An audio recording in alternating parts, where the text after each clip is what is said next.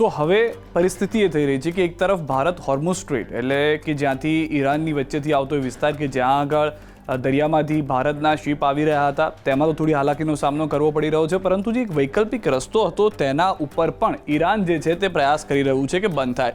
ગળું દબાવ્યા પછી ઈરાન બીજી સળી કરશે? આ મોટો સવાલ એટલા માટે છે કારણ કે હોર્મુઝ સ્ટ્રેટ કે જે મહત્વનો વિસ્તાર કે જ્યાંથી આખા જહાજો આવી રહ્યા છે એ જહાજોમાં આવવામાં તો હાલાકીનો સામનો થઈ રહ્યો છે. ન ફક્ત ભારતને, સમગ્ર દુનિયાને તેની તકલીફ પડી રહી છે. હોર્મુઝ સ્ટ્રેટ દુનિયાની જરૂરિયાતના અંદાજે 20% કાચું તેલ અને ગેસ પહોંચાડે છે. ભારતની જરૂરિયાતના અંદાજે 50% હિસ્સો જે છે તે તેલ અને ગેસનો છે. એટલે કે તમે 100% વાપરી રહ્યા છો તો 50% જે છે તે હોર્મુઝ સ્ટ્રેટથી આવી રહ્યો છે.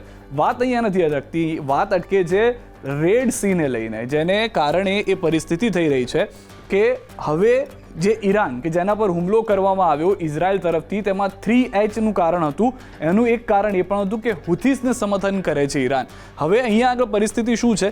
જે આ બાબ અલ મંદાબ સ્ટ્રેટ આપ જોઈ રહ્યા છો એ છે રેડ સી. હવે અહીંયા પરિસ્થિતિ એ છે કે જે સાઉદી અરેબિયાનો વિસ્તાર છે તેઓએ પોતાની પાઇપ્સ જે છે તે નાખેલી છે અહીંયાના દરિયા કિનારા સુધીના વિસ્તારોમાં. એટલે ત્યાં આગળ પણ તેઓ પોતાની પાઇપ વડે અથવા પાઇપની મદદથી તેલ છે અથવા તો જે જરૂરિયાતના સામાન છે તે પહોંચાડતા હોય છે. અહીંયા પરિસ્થિતિ એ થઈ રહી છે કે અહીંયા આગળ રેડ સીમાં હુથીઝની બહુ પરિસ્થિતિ ખરાબ છે. આપને યાદ હશે કે યમન વખતે પણ કહેવામાં આવતું હતું કે ઈરાન તરફથી હુથીઝને મદદ કરવામાં આવી રહી છે. હવે પરિસ્થિતિ એ છે કે આપણે જે અહીંયા અત્યારનો જોયું છે હોર્મુઝ સ્ટ્રેટ કે જેની પહોળાઈ જે છે તે અહીંયાથી 35 કિલોમીટરની છે આસપાસની, તો તેવી રીતે જ અહીંયા આગળ આજે રેડ સી વચ્ચેનો આટલો આપ જોઈ રહ્યા છો જે બાબ અલ મંદાબ સ્ટ્રેટ છે તેની જે વચ્ચેની જગ્યા છે તે 10 થી 12 કિલોમીટરની પહોળાઈ અંદાજિત હોવાનું માનવામાં આવે છે. એટલે કે એક સાથે બે શિપ જો સામે આવે તો પણ તકલીફ થઈ જતી હોય છે. 10 થી 12 કિલોમીટરની જ પહોળાઈવાળો આ વિસ્તાર છે. દુનિયાની જરૂરિયાતના અંદાજે 60% કાચું તેલ અને ગેસ અહીંયાથી આવે છે. ભારતની જરૂરિયાતનું નહિવત કાચું તેલ અને ગેસ અહીંયાથી આવે છે. પરંતુ શક્યતાઓ છે કે આ જૂના આંકડા પ્રમાણે છે, કેમ કે અત્યાર સુધી આપણી પાસે હોર્મુઝ સ્ટ્રેટ હતું. સરકારે વિચાર પણ કર્યો હોય કે હવે આપણે સાઉદી અરેબિયાથી, કેમ કે કતાર અને યુએઈ જે છે તે સાઉદી અરેબિયા પાસે જાય, સાઉદી અરેબિયાની મદદથી આ જે સ્ટ્રેટ છે બાબ અલ મંદાબ સ્ટ્રેટ ત્યાંથી ભારત માટે આવવાની શરૂઆત થાય. પરંતુ હવે ઈરાન કહી રહ્યું છે કે જો અમે અહીંયા આગળ તમને હોર્મુઝ સ્ટ્રેટ બંધ કરી રહ્યા છીએ, અથવા તો ભલે એ ભારત પૂરતું એકલા માટે સેન્ટ્રિક નથી, ભારત પૂરતું સીમિત નથી, પરંતુ શક્યતાઓ છે કે જેમ અન્ય દેશોને દબાવવામાં આવે, વાત છે કે ડિપ્લોમેટિક ચેનલથી વાતચીત થાય, ભારત જેવા દેશ ઇઝરાયલ અને યુએસએને મનાવવા જાય ને કે ભાઈ હવે બંધ કરો, કારણ કે તકલીફ જે છે તે તમામ દેશોને થઈ રહી છે.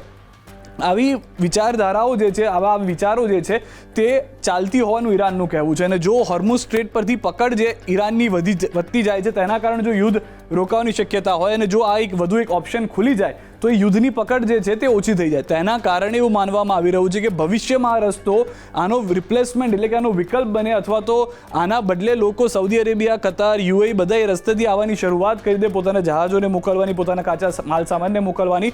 એની કરતાં આને જ બંધ કરવો હોય તો કહેવામાં આવી રહ્યું છે કે હુથીઝને મદદ કરવામાં આવે, કે જે ત્યાંના પાયરેટ્સ છે એટલે કે ત્યાંના સમજીને ચાલો કે દરિયાના લૂંટારુઓ છે તેને મદદ કરવાની વાત કરવામાં આવી રહી છે.